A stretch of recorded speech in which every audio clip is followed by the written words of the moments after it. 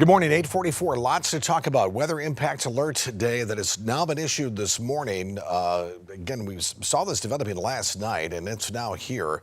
The Severe Storms Prediction Center has now put us under a slight risk of severe weather. This is up from where it was earlier, and that makes sense because we now have a tornado watch in effect until 1 p.m. Tornado watch is in effect for all the counties shaded in red.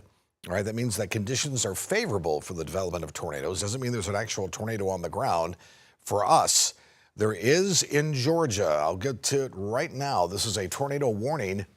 I show you this because this is the intensity of these storms. All of this is moving east. This is for Richmond County, which is Augusta, Columbia, McDuffie County. Columbia is to the north, and McDuffie County is towards the west of Augusta. That's till 9 o'clock. That's that same area of thunderstorms that are moving through and headed our way. Severe thunderstorm warning in effect for Edgefield and McCormick County till 9 o'clock. Edgefield, McCormick, the storm that produced that warning is now off to your east, so I don't think you have to worry about that. So that's pretty much done for you. Till about 1 o'clock, we'll be dealing with these thunderstorms, some with very heavy rain and gusty winds, and an isolated tornado threat that carries us into about 1 o'clock. Here's a live look at Doppler radar, and it's showing these storms. I mean, they are just booking their way towards us. Newberry, Saluda, Batesburg, Leesville, Ridge Springs, Monetta in Saluda County. And then as we get into western Lexington County, watch to your west. This is all coming in from the west. The skies are going to darken. The winds are going to start to pick up, and this thing will race on through. It's racing very fast. It's entering a lot of unstable air now. So we could have very quickly these spin-up tornadoes that happen, right? So this is my biggest concern, is that these tornadoes will happen quickly, and they may happen so quickly that we don't have enough time to even issue the warning before it's already perhaps on the ground or spotted, you spotting it, or spotted by radar. A lot of times also they're spotted by radar but don't reach the ground in this type of atmosphere. Doesn't matter. It's still going to be an issue as these storms move on through. Plus, we have a lake wind advisory in effect till 8 o'clock, so it's going to be breezy anyway. That's going to be you're going to be a little nervous with that. Just realize the wind is going to be a natural part of this, even after these storms are done and gone here. So off towards the east we go. Greenwood, you've had your share of storms. They're done with. Newberry, it's headed your way. It's right on the cusp of heading into town. So remember, once you go through these storms, right, and then it's done, there is no more storms afterwards. We're going to get some rain afterwards for about an hour or so, but that'll be about it. No more severe weather. Edgefield, the storm that produced your severe storm is off towards the east, but here comes one more.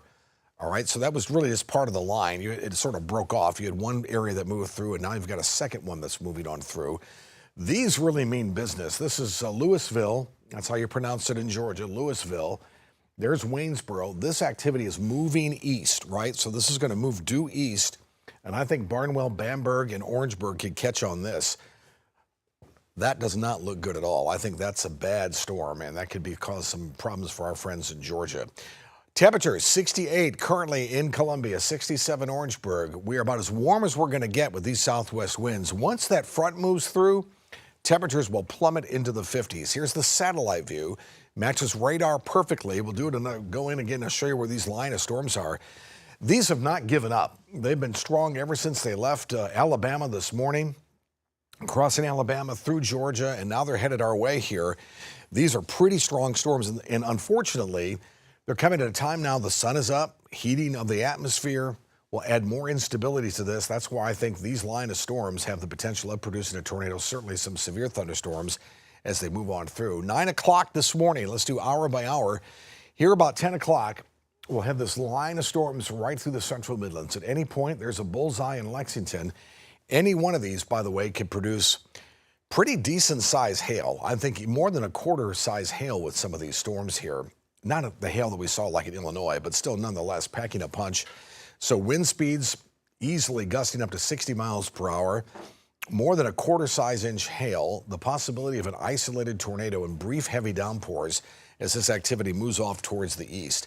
So notice by 11 o'clock, it's now basically through Kershaw County, eastern Richland County, down to Calhoun, Clarendon County, and Orangeburg as that moves off towards the east. Notice, though, no more storms. So once that line's done, it's done. And this is just rain showers. Notice by noon, it's towards the PD, towards the Grand Strand. That's about it. Skies will start to clear and the winds will switch to the northwest and boop, the temperatures will plummet. And you're going to go, what in the world's going on here? You're going to be freezing to death by the time you head home with that wind from the northwest and temperatures into the 50s. So here's the amount of rain here with this. It's all over the road. The models really don't grasp what's going on here with this because it's moving so fast. Quarter inch of rain would be pushing it. You'll get some quick, heavy downpours. It'll look like, the sky is falling out, but that won't last long. Once this is done, Friday's great. Saturday's wonderful. Much warmer Saturday and Sunday before our next front that comes in late Monday and Tuesday. Tuesday and Wednesday, that's the end of any type of springtime weather. We're back to March weather, highs in the 50s, lows in the 30s with a possibility of widespread frost, if not a freeze, right? So this is some significant changes headed our way. In the meantime, we got to get through these storms this afternoon, so stay with us on air, online. Make sure you download the WLTX app. These strong storms will be done by about 1 o'clock. Check that out, 36 tomorrow morning. Whew, what a difference. Alert day, we've gone ahead and issued it for today. Friday, 69, and then noticeably warmer for the weekend, and then much cooler as we get in the next week.